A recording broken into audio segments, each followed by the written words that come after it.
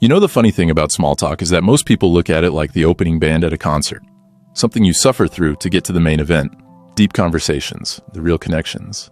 That's what we all want, right? But if you leave your phone for 2 minutes and actually looked around, you'd realize every interaction, every relationship starts with small talk. Even your best friend started with, "So, what classes are you taking?" Or some equally awkward nonsense. Now, here's an unpopular take. Small talk is not about what you say. Well, for the most part.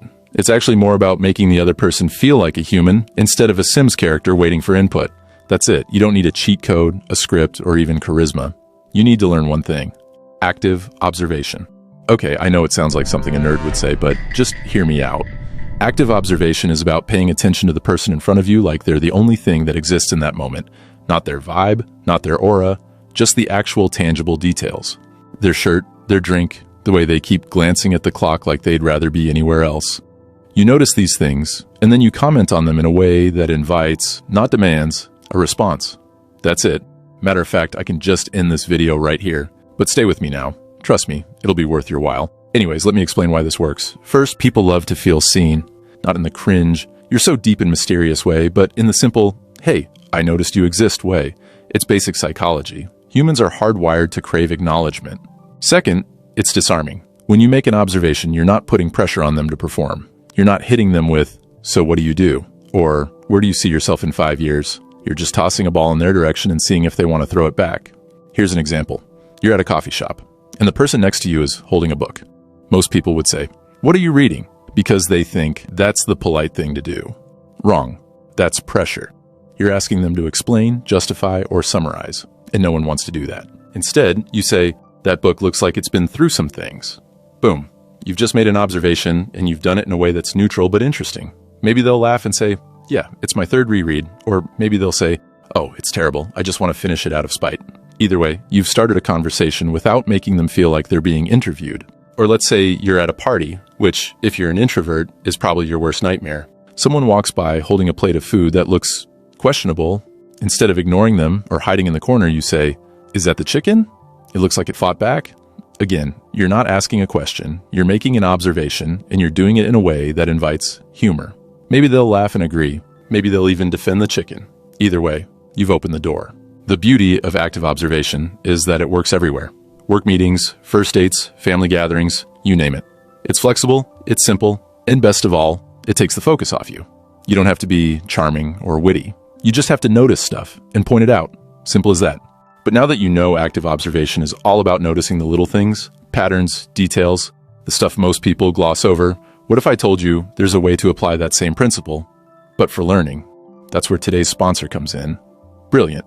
Brilliant is kind of like active observation, but instead of helping you learn how to notice people and talk to them, it helps you notice patterns, solve actual problems, and pick up real skills. Whether it's math, programming, data analysis, or even AI, Brilliant breaks it all down into interactive lessons that actually make sense. For starters, Brilliant helps you build problem-solving skills through, well, solving problems. No boring lectures or rote memorization, just real knowledge you can apply immediately. Not only that, they also make it ridiculously easy to build a daily learning habit. You can log in for just a few minutes, tackle 1 or 2 lessons, and come away feeling like you've actually accomplished something. But let's say you're into math, Brilliant lets you start from the basics, or you can also challenge yourself with advanced topics. It's the kind of learning that's actually applicable and useful in your everyday life. Or maybe you want to learn coding, which I know a lot of you do, based on your recent comments. Well, their programming courses let you start building programs with Python, even from day one. Whether it's games, apps, or just impressing your friends with your newfound nerd cred, Brilliant's got your back. If you want to try Brilliant for free for a full 30 days, visit brilliant.org/someunfilteredguy, or by clicking the first link in the description, or you can scan the QR code right here. You'll also get 20% off an annual premium subscription. Once again, a big thanks to Brilliant for sponsoring this video.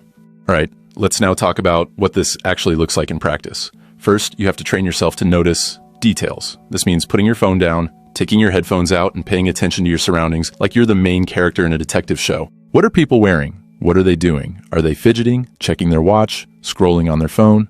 These little things tell you a lot. Second, you need to practice turning those observations into comments. This is where most people get stuck because they overthink it. They worry about sounding weird or intrusive. But the reality still remains, no one cares as much as you think they do. So when you see someone in a bright yellow jacket, you can say, "That's a bold color choice. I respect it." Done. It doesn't need to be original, you just have to open the door. Finally, you have to get comfortable with silence. Not every observation will lead to a conversation, and that's perfectly fine. The point isn't to force anything. It's to give people the opportunity to engage if they want to. If they don't, you move on. No harm, no foul. The more you do this, the easier it gets. You start to realize that small talk doesn't mean impressing people or proving you're interesting. It's about standing on your feet, paying attention, and making people feel seen. That's it. It's not that deep, but it works. And honestly, once you get good at it, it's kind of fun. Now you might be thinking, this sounds way too simple to actually work. But think about it. When was the last time someone genuinely noticed something about you and mentioned it in a non-weird way? Probably not recently. The fact is, people are too caught up in their own heads to notice anyone else, so when you do it, it's like a glitch in the matrix. People pay attention because they're not used to it. Let me give you another example. You're at a Halloween party, another introvert's worst nightmare, and someone walks in wearing a tie with tiny rubber ducks on it. Most people would either ignore it or make a generic comment like, "Nice tie, not you." You're going to be different. You're going to say, "Okay, I need to know the story behind the ducks." Now you've made it personal. You've turned their accessory into a conversation starter, and you've done it in a way that makes them feel interesting. This works with literally anything. Let's say you notice someone's shoes. Just say something like, "Those look way too clean to be comfortable." Or, "What about their coffee order?" You can say, "That's a lot of whipped cream for someone who doesn't look like they're celebrating." Or even someone's dog, you can just say something along the lines of, "I feel like your dog judges people, and I respect that." See? You're not trying to be funny or clever. You're just noticing things and turning them into somewhat interesting comments. Oh, and one more thing, you have to mean it. People can smell fake interest from a mile away. If you're only doing this because you think it's what you're supposed to do, it won't work. You have to genuinely care about the person, or just something about that person in front of you, even if it's just for 5 minutes. And that's where a lot of introverts or just people in general get tripped up. We think we're bad at small talk because we don't like shallow conversations. But small talk isn't shallow if you're actually paying attention. It's just the first layer. The more you practice active observation, the more you'll realize that people are fascinating, even when they're talking about boring stuff. So whenever you're in a situation where small talk is inevitable, and let's be real, that's almost every social situation, try active observation. Notice something, comment on it, and let the conversation unfold naturally. There's no need to be the popular kid. You just have to be present. Once you've nailed this, something interesting happens. Small talk stops feeling like a chore. It becomes a game, a fun game. You start to enjoy noticing things and seeing how people react. You stop worrying about what to say because you realize it doesn't matter.